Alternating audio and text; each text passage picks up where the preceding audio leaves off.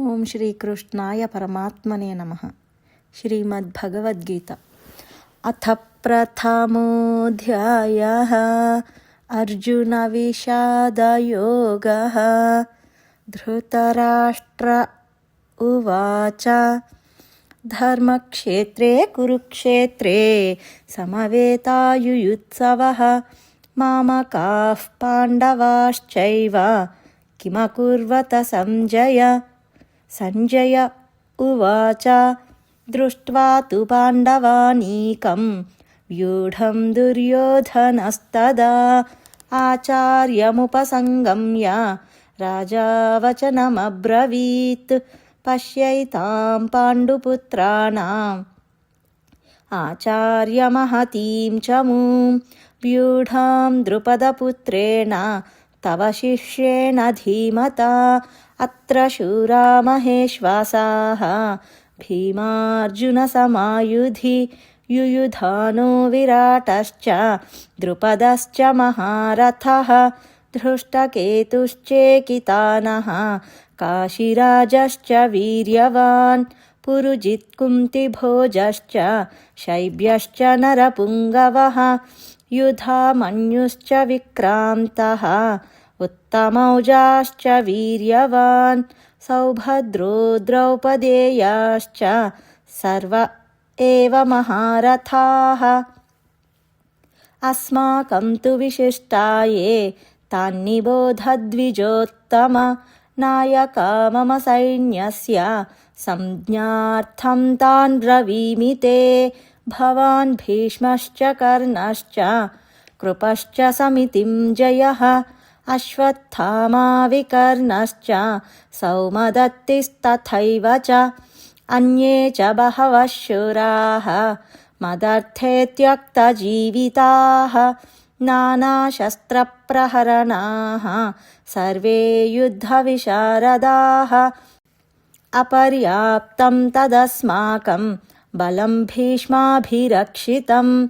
पर्याप्तं त्विदमेतेषां बलं भीमाभिरक्षितम्. अयनेषु च सर्वेषु यथाभागमवस्थिताः भीष्ममेवाभिरक्ष्यन्तु भवन्तः सर्व एव हि. तस्य संजनयन् हर्षं कुरु वृद्धः पितामहः. सिंहनादं विनद्योच्चैः शङ्खं दद्मौ प्रतापवान्. ततः शङ्खाश्च भैर्यश्च पणवानकगोमुखाः सहसैवाभ्यहन्यन्त सशब्दस्तु मुलोऽभवत्. ततः श्वेतैर्हयैर्युक्ते महति स्यन्दने स्थितौ माधवः पाण्डवश्चैव दिव्यौ शङ्खौ प्रदध्मतुः. पाञ्चजन्यं हृषीकेशः देवदत्तं धनञ्जयः पौण्ड्रं दद्मौ महाशङ्खं भीमकर्मावृकोदरः. अनन्तविजयं राजा कुन्तीपुत्रो युधिष्ठिरः नकुलः सहदेवश्च सुघोषमणिपुष्पकौ काश्यश्च परमेश्वासः शिखण्डी च महारथः. धृष्टद्युम्नो विराटश्च सात्यकिश्चापराजितः. द्रुपदो द्रौपदेयाश्च सर्वशः पृथिवीपते. सौभद्रश्च महाबाहुः शङ्खां दद्मुः पृथक् पृथक्. सघोषोधार्तराष्ट्राणां हृदयानि व्यदारयत्. नभश्च पृथिवीं चैव तुमुलो व्यनुनादयन्. अथ व्यवस्थितान् दृष्ट्वा धर्तराष्ट्रान् कपिध्वजः प्रवृत्ते शस्त्रसम्पाते धनुरुद्यम्य पाण्डवः. हृषीकेशं तदा वाक्यम् इदमाह महीपते. अर्जुन उवाच सेनयोरुभयोर्मध्ये रथं स्थापयमेच्युत. यावदेतान्निरीक्षेऽहं योद्धुकामानवस्थितान् कैर्मया सह योद्धव्यम् अस्मिन् रणसमुद्यमे योत्स्यमानानवेक्षेऽहं य एतेऽत्र समागताः धार्तराष्ट्रस्य दुर्बुद्धेः युद्धे प्रियचिकीर्षवः। सञ्जय उवाच एवमुक्तो हृषीकेशः गुडाकेशेन भारत सेनयोरुभयोर्मध्ये स्थापयित्वा रथोत्तमम् भीष्मद्रोणप्रमुखतः सर्वेषां च महीक्षिताम् उवाच पार्थ पश्यैतान् समवेतान् कुरूनिति तत्र पश्यत् स्थितान् पार्थः पितॄनथ पितामहान् आचार्यान् मातुलान् भ्रातॄन् पुत्रान् पौत्रान् सखींस्तथा श्वशुरान् सुहृदश्चैव सेनयोरुभयोरपि तान् समीक्ष्य स कौन्तेयः सर्वान् बन्धूनवस्थितान् कृपया परयाविष्टः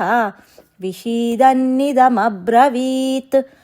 अर्जुन उवाच दृष्ट्वेमं स्वजनं कृष्ण युयुत्सुं समुपस्थितं सीदन्ति मम गात्राणि मुखं च परिशुष्यति वेपथुश्च शरीरे मे रोमहर्षश्च जायते गाण्डीवं स्रंसते हस्तात् त्वक्चैव परिदह्यते न च शक्नोम्यवस्थातुं भ्रमतीव च मे मनः निमित्तानि च पश्यामि विपरीतानि केशव न च श्रेयोऽनुपश्यामि हत्वा स्वजनमाहवे न काङ्क्षे विजयं कृष्ण न च राज्यं सुखानि च किं नो राज्येन गोविन्द किं भोगैर्जीवितेन वा येषामर्थे